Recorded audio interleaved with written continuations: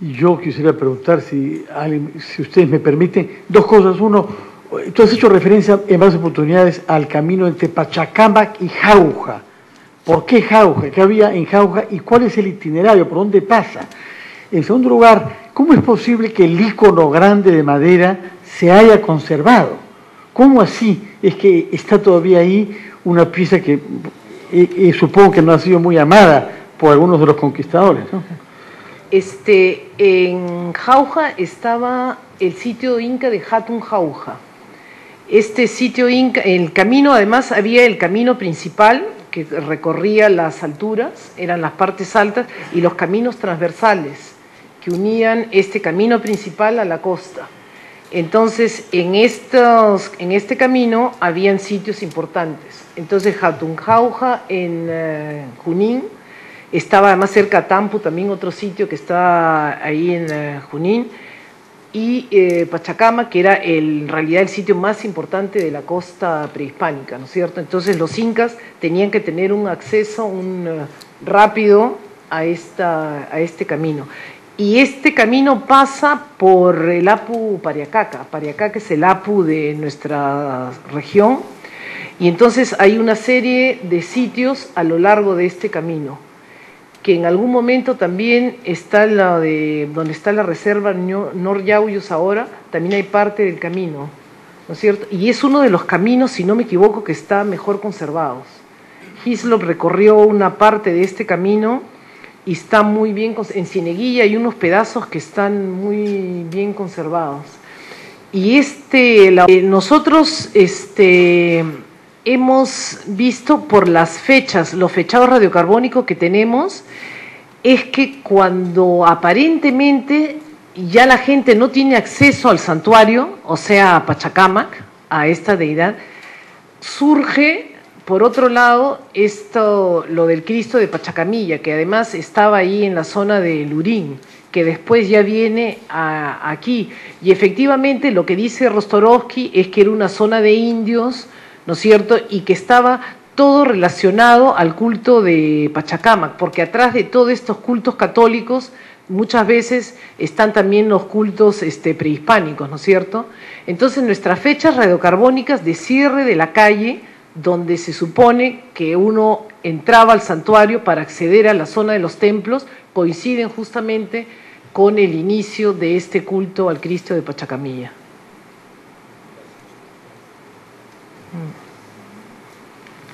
Por favor. Hay otra pregunta, porque el señor ya es repitente, pero si no, le vamos a dar, si me permite usted, la palabra a una nueva voz. Gracias. Buenas noches. Solamente quería preguntar, bueno, es una curiosidad en realidad. Usted mencionó que del otro lado de la antigua carretera panamericana justamente tienen el proyecto de construir un parque lineal para que la población también participe de lo que es el lugar Pachacamac. Y usted mencionó que hasta el momento no se han encontrado edificios, obviamente aparte de esta cuarta muralla que mencionó, pero yo quería saber si hay un proyecto, si más adelante están pensando hacer una excavación en esa zona, o si de repente ya han hecho una excavación en esa zona y han encontrado de repente algún edificio quizás no tan importante, pero menor, o no se encontró absolutamente nada, es una zona totalmente plana. No, fuera del área monumental, o sea, justo lo que está entre la antigua Panamericana y los asentamientos humanos, hacia el norte está el sitio del Panel, que excavó Ponciano Paredes, que encontró una cerámica temprana importante, y después lo que parece ser es que en esta zona no hay edificios monumentales, pero sí era la zona donde vivían los peregrinos mientras esperaban llegar al santuario. Entonces hay restos de estructuras de quincha, restos de estas vasijas enormes que nosotros llamamos pepinos, que es donde aparentemente se almacenaba comida, se almacenaba chicha también. Entonces, eso es lo que es difícil de entender para mucha gente, ¿no? La gente dice, pero ¿por qué este arenal? ¿Por qué ahí no podemos construir? ¿Por qué no se pueden instalar una serie de servicios? Lamentablemente, así como ahora, hay una zona elite residencial, pero hay una zona también donde vivía la gente. Esta gente que vivía ahí construía unas casas relativamente sencillas, y para reconstruir la historia de Pachacamac no solamente necesitamos del área monumental, necesitamos también saber cómo vivían estos peregrinos que llegaban al santuario. Entonces, en esta zona, en la que está más cercana al área monumental, hay una serie de restos, y se está pensando de la tercera muralla hacia el norte. Tiene que haber de todas maneras un área de reserva, que eso es lo que estamos tratando de conservar. Una pregunta al fondo, y dos, por favor. El señor de la segunda fila. Buenas noches, doctora. Quería felicitarla por su conferencia y por la labor que está realizando. Mire, las preguntas que yo tengo son algunas. Quería que por favor me precisara en qué fecha falleció el último curaca de Pachacamac. Y también me gustaría saber, una vez que llegan los españoles, ¿qué reacción tienen frente a Pachacamac? Le hago la pregunta porque en algún momento, en otras partes, tuve yo una experiencia y precisamente por personas que trabajaron en arqueología me refirieron que los conquistadores y los sacerdotes utilizaban los santuarios o los centros, que a la vez eran centros de reunión de una comunidad, para poder introducir el cristianismo en la población que querían evangelizar. Quería saber si es que tal vez los conquistadores o los sacerdotes le dieron ese tipo de uso a Pachacamac, o si más bien no fue así. Y bueno, también deseaba saber lo siguiente: si es que en este momento, debido al trabajo que ustedes están realizando con la comunidad en Pachacamac, ¿cómo ha reaccionado la gente frente a ese gran tesoro que tienen? Es decir, ¿lo aprecian, lo respetan, lo sienten como propio, estarían dispuestos a protegerlo en caso que fuera necesario? ¿Se ha logrado inculcar ese sentimiento en la comunidad en base al trabajo que están realizando? Con respecto a Taurichumpi, no se han podido hacer fechados radiocarbónicos porque no están los restos, no sabemos a ciencia cierta cuáles eran los restos óseos de este último curaca, ¿no es cierto? Y efectivamente los españoles llegan y se instalan y construyen una pequeña capilla hacia el este del santuario, porque de ahí ellos también están tratando de aprovechar, así como hicieron los incas, aprovechar el culto, la gente que estaba ahí, para ir recuperando adeptos para su religión, ¿no es cierto? Entonces sí hay una ocupación prehispánica, hispánica en Pachacamac.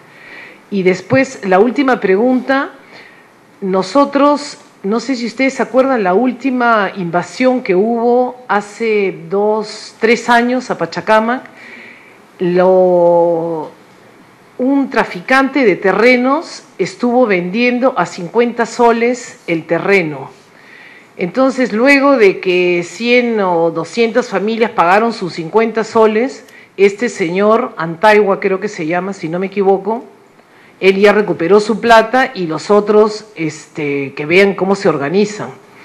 Entonces, cuando esta población, que es estafada no por nosotros, sino por este señor Antaigua, que vendía terrenos que no eran de él, se ve estafada, entonces quiere entrar a esta área intangible, ¿no es cierto? Pero como ya no hay líder, ellos entra la policía, vienen los helicópteros, comienzan a levantar, viene la policía montada, y logramos sacar a esa población que había sido estafada por este señor Antaigua, porque toda esta área que se encuentra hacia el norte del santuario, él acusa como que es parte de su propiedad y que la está vendiendo.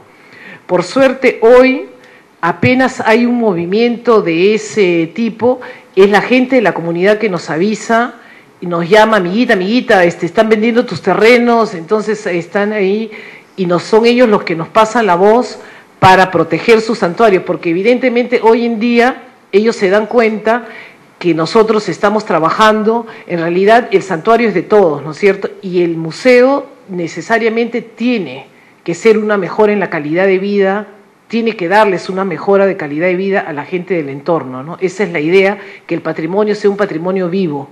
Entonces ellos, a que estemos nosotros y que estén unos delincuentes ahí vendiendo terrenos, en realidad prefieren aliarse con nosotros para proteger esta área intangible.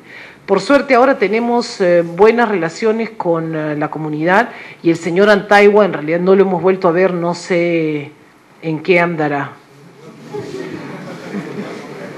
Otra pregunta había, ¿no? Por favor. Buenas noches. Quería saber si han hecho algún tipo de intervención en la zona del Agyahuasi, porque bueno, en esta zona siempre se encuentra algo nuevo. Gracias. El Agyahuasi nuevo se encuentra nuevo de nuevo, porque Tello reconstruye el Agyahuasi. Lo que había del Agyahuasi en todas las fotos del archivo Tello y todos los dibujos de los viajeros y los cronistas es solamente las bases del Agyahuasi. Tan es así que Alberto Bueno retira unas columnas, creo que fue Alberto Bueno, Jesús Ramos, no me acuerdo, las columnas que Tello había puesto delante de estas doble jambas que tenemos ahorita en el Agyahuasi. El problema en el Agyahuasi es que la reconstrucción de Tello ya es parte de la historia. Los incas construyen este Agyahuasi encima de un terreno de arena, no tiene cimientos este Agyahuasi. Es arena, por eso que es uno de los edificios que más se destruye. Entonces Tello lo reconstruye sobre el mismo sitio y le pone una arquitectura nueva a estos cimientos que ya no habían soportado los edificios anteriores. Entonces, lo que nosotros vemos que ya está en el imaginario colectivo, hoy día el Agyahuasi que Tello construye no es necesariamente el Agyahuasi que los incas construyeron. Había un arco que ya no existe, que Tello lo tapó. Ese arco estaba en el frontis que Tello reconstruyó, pero que si Tello no hubiera hecho lo que hizo, no quedaría nada en el Agyahuasi, ¿no es cierto? O sea, Tello hizo una buena intervención en su momento. Entonces, el problema ahora es que nosotros tenemos que conservar lo que Tello construyó y además conservar lo que los incas construyeron. Entonces, toda la arquitectura de Tello, el techo que amarraba esa arquitectura, está todo podrido, ya se cayó, la madera se ha picado, entonces los muros están como que sueltos, entonces se van abriendo. Y después está la presión de la arena, del lado norte, la arena está presionando y el muro se está viniendo por la presión de la arena, porque Tello no calculó eso. Entonces, en realidad, lo que hay que hacer en el Agyahuasi es una cosa bastante complicada. Hay que intervenir con ingenieros, estructuralistas, hay que intervenir arquitectos, conservadores. En realidad es un proyecto solo. Creo que todo el fondo que tenemos nosotros para trabajar en Pachacama, habría que intervenir la misma cantidad en conservar lo que Tello conservó. Pero ya es parte de la memoria, entonces hay que trabajarlo. Entonces, en 2008, UNESCO nos dio un fondito para trabajar, se apuntalaron uno de los muros y en realidad hasta que no tengamos un fondo importante, creo que no vamos a intervenir en el Agyahuasi. ¿Alguna otra pregunta? Señor, por favor.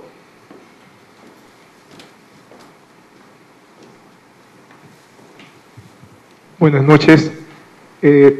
Doctora, tengo la sensación que los peregrinos que llegaban a Pachacamac pertenecían a las élites, porque imagino que no era tan fácil viajar por el país y además dejar ofrendas de esta calidad artística. No sé si esa apreciación es correcta y con relación a ese planteamiento, ¿las ofrendas se colocaban en cualquier lugar o había lugares donde, digamos, en base a sus investigaciones han podido determinar si eran lugares dedicados a ese fin?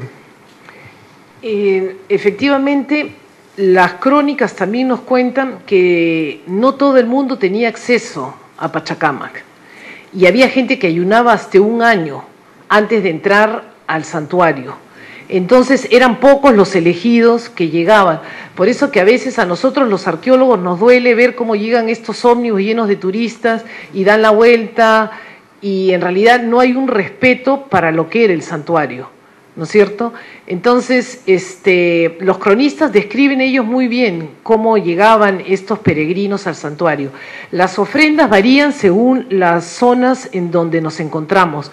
Lo que sí es regular es que cada uno de los muros, o por lo menos casi todos los muros que nosotros hemos intervenido, tenían ofrendas. A la base del muro hay espóndilos